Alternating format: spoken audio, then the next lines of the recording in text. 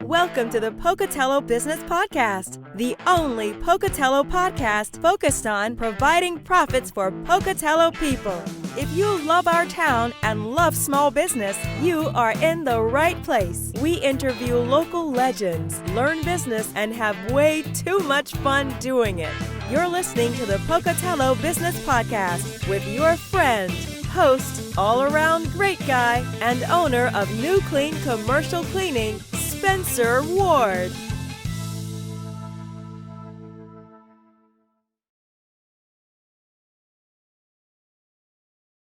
All right, everyone, welcome to another episode of the Pocatello Business Podcast. We are here with Rick Smellie, owner, president, the commander of, yeah, there you go, of Dell's Home Appliance and Mattress.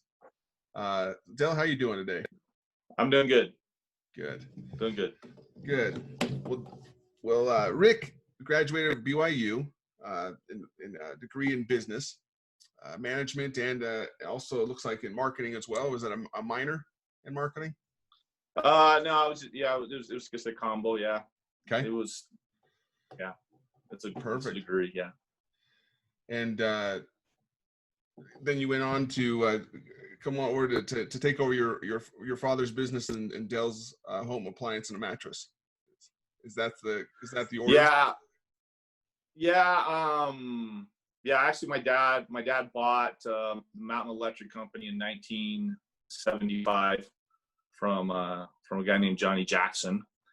He had previously been the general manager at Chad's Home Furnishings, which is actually where Old Dell's is now. And they had two locations, but when I was little, yeah, he started Dell's Mountain Electric, and I pretty much been around it since I was 8, and pretty much in high school didn't want anything to do with it. I was kind of like his whipping delivery boy, I always say. And yeah, I got my degree from BYU, marketing management. I was working for some people may remember Ernst Home Centers. I was an assistant store manager there, and they went out of business in the late 90s, and I ended up coming back to Pocatello actually to work with Fred Meyer, and kind of evolved, and so about 2000 I finally decided to do corporate world. Independent business was maybe a little bit nicer than the corporate world, and if I made a mistake, I guess it was on me, and I didn't have to count on somebody else screwing things up. So that's what I started to work full time there in 2000, and then 2005 is when he actually sold the business to me. And it was kind of an interesting transition, because my dad would always we would sit and talk about it, and he would probably spend 95% of the time telling me how hard it was. And like, there's this stuff happens and this happens, and there's people, some people are kind of crazy about stuff, and this happens, and you got to make payroll, and you're responsible for these people, and da da da, and and then he would just say, but if you do it right, you can make some money. And so he never painted a cozy picture, a sugar picture for, which I probably am grateful for, because it really hasn't always been, sugar and spice there. But so finally, he sold me the business in 2005. We did a pretty extensive remodel in 2006, and then I changed the name to Dell's Home Appliance and Mattress Center to more reflect kind of what we carried. And so that's what we've been doing since then. Well, it looks like you've also added Infinity disc golf into Infinite discs. Infinite discs is a little side project that my oldest son actually started. Was at Utah State, and he called me one day and says, "Hey, I got a job at this place. They decided to try and sell online stuff, disc golf stuff," and he loved disc golf. And at that time, I thought it was a total time. And so he started working for them. And so in 2016, it got me a little hooked on it, and it's a growing market. There's a, the popularity continues to increase. And Pocatello is actually a pretty big disc golf market. So we opened the Infinite Discs, kind of it's a shop. I guess it's a loose franchise of infinitedisc.com, which is located in Logan, Utah. So we've been doing that. We had it out by Ross Park, right next to KMB for about a year and a half. And then, overhead is such that we had a spot in the store that we brought it in. And so that's kind of our little, that's like the fun part of stuff, and to escape and go play and get away from sometimes the grind of, appliances really aren't that exciting. Maybe if you find something cool that you can cook, but people don't get too excited about the way the stuff washes, their clothes wash. So, but they're pretty excited when it doesn't work, but nobody, No, I that's funny. So I also saw that you're a member of the Professional Disc Golf Association as well. So you're not a slouch when it comes to that sport. No, I'm actually not that good. I'm old. This is about speed and space and think about it. I guess my biggest thing is I will never know what it would be like to be 25 years old, and throw a disc and have the balance and speed and and flexibility and that I used to have 25 years ago. So I always wonder, but we do the best we can and accept the fact that I'm old, and it won't ever be like these guys that I play with my sons. These guys throw the disc 150 feet further than me, and I just have to accept that. So, but it's a fun sport. Yeah, it's all inexpensive and fun. There you go. Yeah, I've enjoyed it as well. It's a sport. You actually throw your clubs. You don't get to do that in golf. But well, I've tried it in golf. It just doesn't work that well. I mean, you look bad on the course. Yeah. Well, cool. Course too, but. So it looks like what I've seen, and correct me if I'm wrong, is Dell's been around in our community for over 44 years now, or is it more? Yeah, he's 1975 is when he started Dell's Mountain Electric. Mountain Electric actually, that was there before. I think I'm going to say 60s or late 50s. Okay. The story was when automatic washers came out, when they used to use the ringer washers. Johnny had to have them hooked up because ladies didn't think they would actually clean their clothes. And so he had to let people come in and use these automatic washers to wash the clothes. And, it was a pretty big railroad town at the time too, and so, that's kind of how it's evolved. It's changed tremendously over however many years it's been now, but, that's interesting. It's been almost 45 years now. Well, that's great. Well, that's huge to have that part of our community and continue to serve our community that you have. And I also saw in last year, you guys donated a stove to a local veteran. That was pretty neat. Tell us about that. Yeah, that's the fun stuff that's the rewarding stuff that comes from doing this, and that's the part that we talk about and we enjoy about giving back to community. I mean, there's a lot of great independent small business owners in Pocatello that are very generous and grateful for what the community gives to them, and it's rewarding when you can give back. And I always wish I could sometimes do more. We get a chance to donate that. We helped out with Salvation Army Santa Drive, in December, and pretty active with a lot of the high schools too, with stuff that help them out and stuff. But we do what we can, and I always enjoy being able to give back because I'm grateful for. And I just think it's important. I like doing things that create value for Pocatello, that create value for the community. That's a value living here. That there's those things that do that. So that's kind of when I look at doing something that is it a value for our community? Is it helping people out? I love to hear that, because so many people don't realize how much local business really does for our community. you know, and how much value, like you said, is you're constantly trying to add, because it's you know, we try to support the community that supports us. And what does it really mean to support local? Yeah, that's, you know, that's a great question, and it's a great thought, because, you know, we hear that a lot, and especially now you hear, oh, support local. But what does that, you know, what does that really mean when somebody says that? And you know, and we hear that a lot, and you know, and I just think that the people realizes that when you support a local business, when you buy locally, and, you know, for me, or for in my situation, it's you're not just supporting Dells. I mean, obviously I'm providing employment for people, and they have jobs, and but I mean, that money, you know, more of my money goes back in the community, because most of our suppliers are local.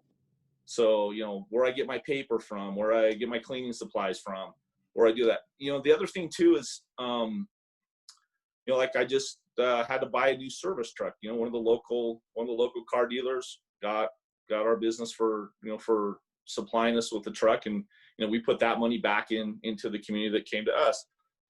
The other thing too is, you know, when a local business is profitable and they have a profit and they have money, that money's actually in this community. It's in the banks. You know, my profits or my cash is in a local bank. Well, you know what? That bank's loaning money to local residents to buy homes or mortgage homes or do that, and it just keeps circling. That money keeps, you know, evolving back through and supporting the community. And so when you're buying local, you know, you're actually reinvesting in the community, not just the person you're buying from, but from all the people that they do business with. And it just makes the community stronger when you do that. I mean, when that money goes to the larger box stores or stuff, I mean, that money's gone. Other than the wages really that people are paying, you know, if I redo my roof, I have to, you know, I'm using somebody local. You know, 14 years ago, we did an extensive remodel. You know, we put over $200,000, you know, back into our store, but it was all with local contractors, local suppliers, local labor, and that's how we benefit and help each other out and make things stronger. And that allows us to have that profitability and that extra stuff. You know, we always get requests to donate stuff and help people out, and high schools, Idaho State University, you know, everybody, it's a win-win when we can reinvest in our own community. Exactly. I can't remember what the stat they said nationwide when they made with the presidential announcement, but it was, I can't remember what, for small business, they make up over 50% of our economy's GDP. You know, like the not GDP, but it's just right. the rep. Yeah, I had a study. I actually had an employee. I had an employee that was actually going to ISU, and he did a speech one time, and this was probably 10 years ago. And he pulled some a study from the community, and they basically went and took they took like 8 or however many businesses from their county, and they got them to give them their financials, and they saw where their money went, and then they used the financials from, I think they used Walmart as an example, and basically the percentage of money that was going back to the community was about 13%. And if anybody's been around those businesses, 13% or so is basically their payroll. That's what's going back, you know, in the community. But the local businesses were, you know, well over 50% of their money was going back to those, like I said, those local suppliers, those people that everybody does business with back and forth. It makes a ton of sense. And it brings me to another question I wanted to ask you. Your store says brand source. I'm sure a lot of people want to know what brand source means and what that has to do with the business. How does that benefit you guys? So brand source is a national buying group of independent business dealers like myself, home furnishings, mattresses, and appliances. And so we utilize that group as a buying power to allow us to be competitive on the wholesale side of purchasing. And there's other backside stuff. I mean, they help out with stuff, some of our marketing that we do. We have a pretty decent website thanks to what they do, and it just allows it to be more cost effective. And that's great for us. It keeps you competitive, and I think that's probably understanding that. I think one of the biggest misconceptions and things that I fight or I have to overcome, and I think a lot of other businesses do too, but especially for me, my price is not an issue at our store. I mean, our we have the same prices as the box stores. I mean, our prices are out there on the internet. I mean, it's not a secret. It's not a mystery. We have the same price, but we also provide way more service. You have somebody you can talk to. We have a service department. We have a parts department. If you have a problem, you have somebody to talk to and work it out. And we provide all those little extra things that really, sometimes I think we should charge more for, but the market is that, is what it is, but that's what, it's not price is not an issue. I don't think anybody's getting a deal when they go somewhere else on a national level, because it's really the same price. And there's times where I've had people, they bought somewhere else and I can't help them. I'm not able to help them because I'm not tied to that service part of the network. And sometimes, I want to say to people is I just want to say, why would you give somebody $8,000 to $10,000 for your new kitchen that can do absolutely nothing for you if you have a problem? And that's, we can do that. And no, we're not perfect. No, everything doesn't always go right and things, but that's what we're here to do and try to accomplish and provide. Once again, that makes it easier for people to do business in the community. I fully agree with that. And going along with we're not perfect, I think I've said this before, but in my company, we actually have a guarantee that says the we're not perfect guarantee. But it's true. Like, yeah, you don't, with the big box, you don't get the guarantees and the quick dialing of a phone number that you get an actual person to talk to, and your problem is getting solved at that point. It's not like, oh, let me transfer you to 3 different departments, and especially now everyone's using it. I always tell everybody that they're if they have a problem there and they have to do a warranty thing, it's the number's 1-800 not my problem anymore. and they don't want to deal with and it. So and that's in a sense it's true. But that's what I'm saying. That's what we try and provide. And that's why my dad built this on. He was a servicer. My dad actually was a service technician originally when he started working for Chad's before he was a general manager. So he was, he's probably those guys, very few of those guys exist anymore that serviced everything and sold it. But I mean, I have a service department. We can help out and try. And that's why we have it, is to try and facilitate if there's an issue or there's a problem, that we can make it as painless as possible. People get pretty excited when the fridge is, have your microwave go out for 2 days. Try and remember how to reheat something, or refrigeration is probably the greatest tragedy in the summer. Of course, there's a lot of food and money there, so we do what we can, but we try and take care of those people that that support us. Well, going off of what you mentioned about your website, that's one thing I was impressed with. My wife is currently looking for new stoves. She wants the type that have the dials in the front and not in the back, because we're currently doing a little bit of remodel in our kitchen, and we're looking for microwaves. And I said, well, hey, let's look into this website. And the website was awesome. You had you had scratch and dent options. You had, like you said, all the pricing was there, and you guys, like you said, it was very competitive, and it was just cool to see a local business have an awesome website like that. So I commend you on that one. Well, I appreciate it. And we actually, our next step is with we have a point of purchase system that we use. It actually was written by an appliance dealer that we've been using for a long time. And we'll probably hopefully within the next couple of weeks, we're going to have that integrated to where that will reflect what our on hands are in our store.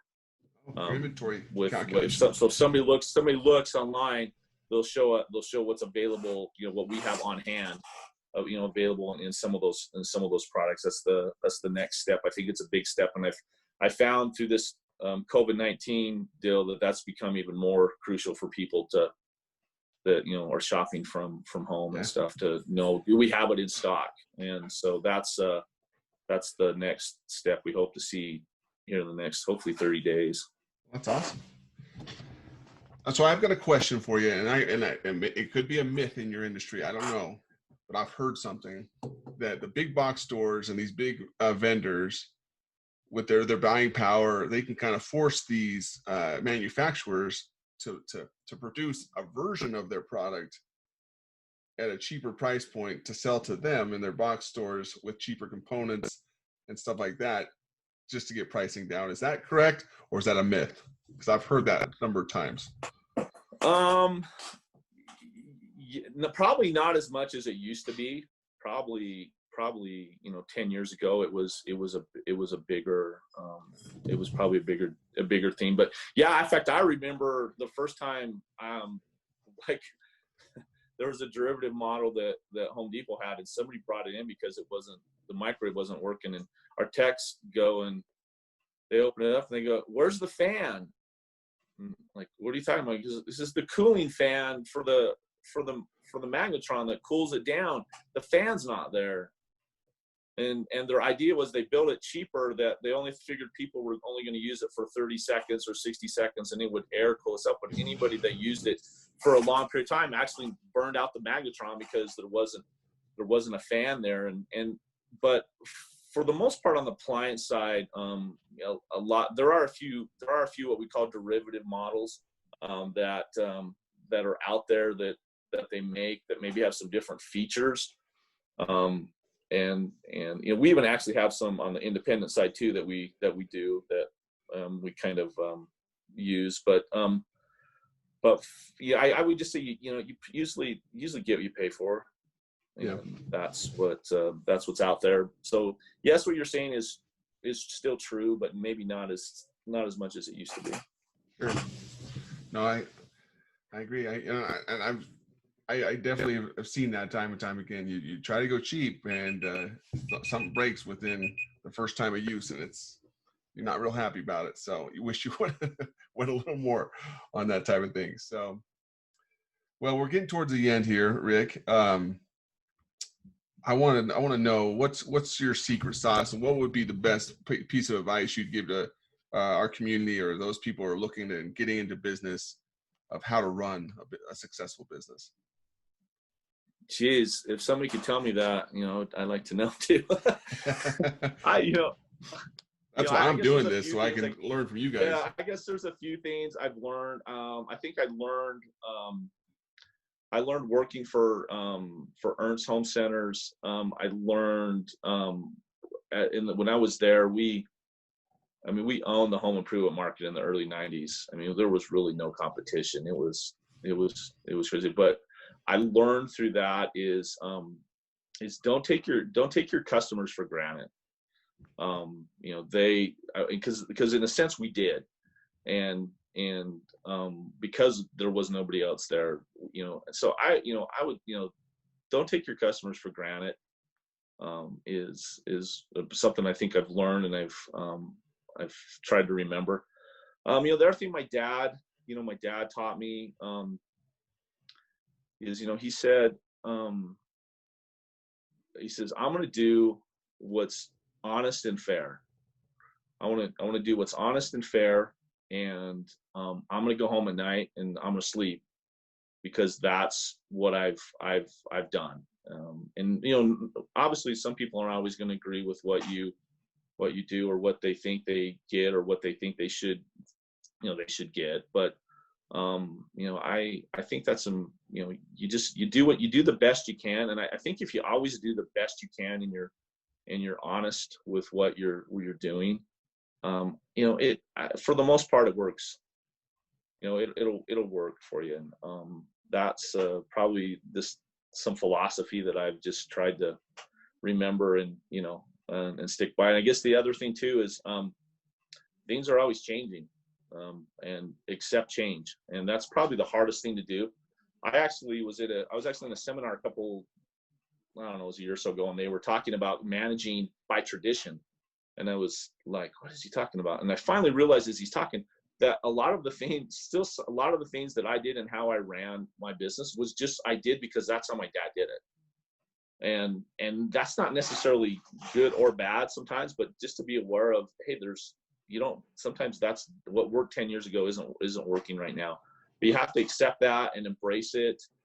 And our industry is forever changing, especially in the appliance scene, because the smart appliances come and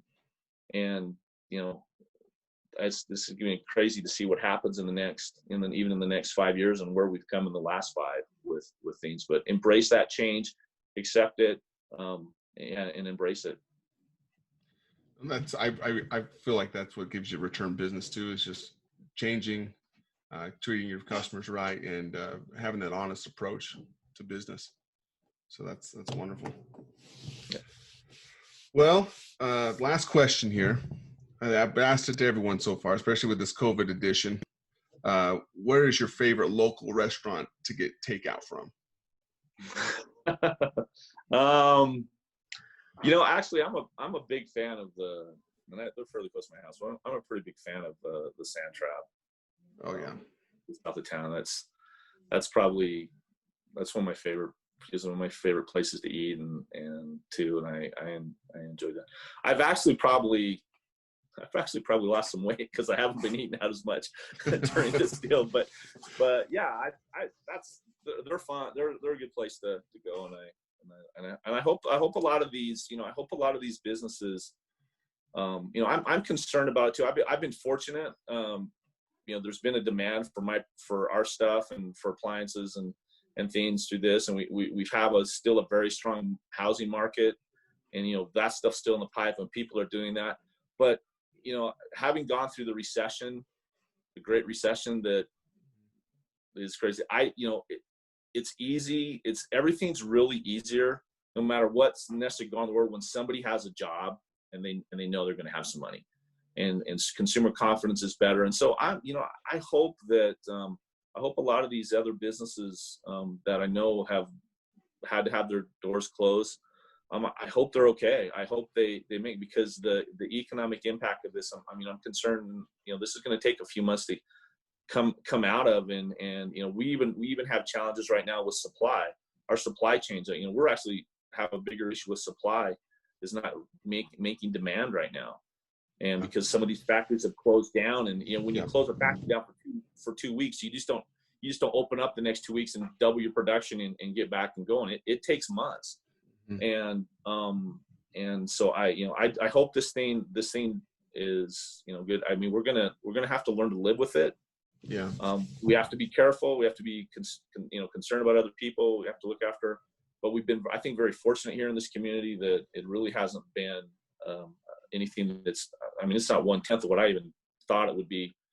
Yeah. And I think we should be grateful for that, but continue to be vigilant and do our part.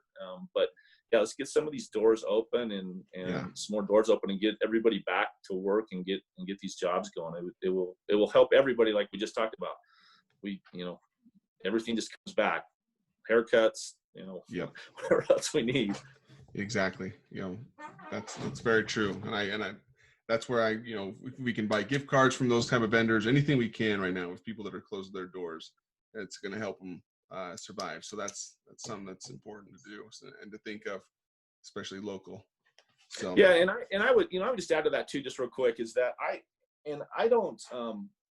I appreciate people doing that and even with my business, but I still think as a business owner, it's still on us to provide the quality and the value to I don't consider it necessarily a charity situation. It's still on the Sure. business to provide that service and that stuff that you pay for, but that's how it works, right? You get value for what you're doing. So yeah, we don't take that stuff for granted.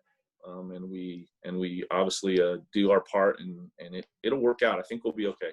Yeah, I totally agree on that for sure. Well, Del, Del, not your name, Del, but Del's Appliance. Well, actually, that's my middle name. It's okay. Hey, there you go. Name, so. Well, Rick, how do they find you? How do people find you, and how they can get a hold of you and if they want to come buy some appliances or some mattresses or even some disc golfs? Yeah, so we're at 355 East Center, on the corner of Center and 3rd, right there in Pocatello. Our website's delshomeappliances.com. We actually have on our website, which has worked out really well, we have a little chat if people want to chat with us, or it goes through a text system. Our numbers, you can call us locally at 208-233-0963.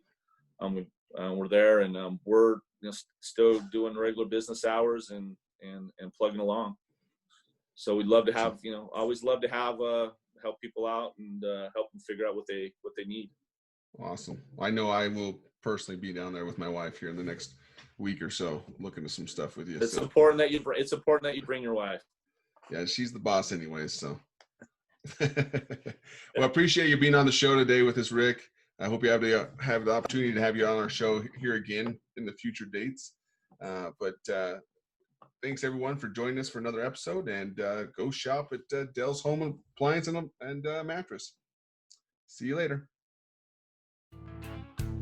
Congratulations on spending a couple minutes getting just a little bit smarter, having some fun, and supporting the Pocatello business community. If you are feeling the love, make sure to subscribe, rate, and review on iTunes, Stitcher, or wherever you are.